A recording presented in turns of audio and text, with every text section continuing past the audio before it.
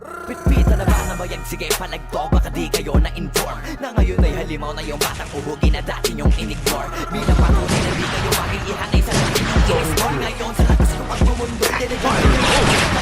Kamusta lahat ng mapagmaliit? Ngayon na siguro manlait ulit. Ngayon lang talaga yung mga ingit. Galit na galit sila sa malulupit. Kaya pasensya pag winahagit. Sarap ba sa piling ano masakit? Ganyan talaga paglabag sa loob mong humanga at pagkatok na pumulit. Fire in the hole! Fire in the hole!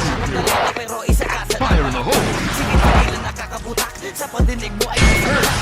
At mahina laman na awitin hanggang sa ang utak mo'y mabakbak. Adyo mo sa lakbak, nakakatawa lang lahat ng katalagka. Pare-pareho na kinahiligan pero ba't nagigila ang pababa? Dahil pag di matagap na kinayo ko na lahat ng hindi nyo magawa. Parang hinamak nyo lamang ang karagatan na ang gamit ng ay bangka. Fire in the hole! Fire in the hole! Fire in the hole! Enemy down!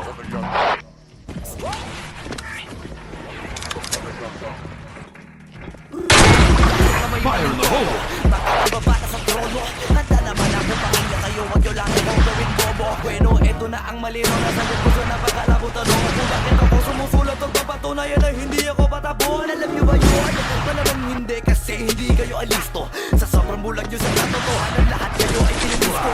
Hindi na uso dito palawakan ng koneksyon. Kundi ka isasabi hasama na kung makakuha ng atensyon. Hindi ako nagpagbulat pero bakit ako sa harapan sa mataling nila kapag pagkakatuturan sila pa ang pag-iwanan.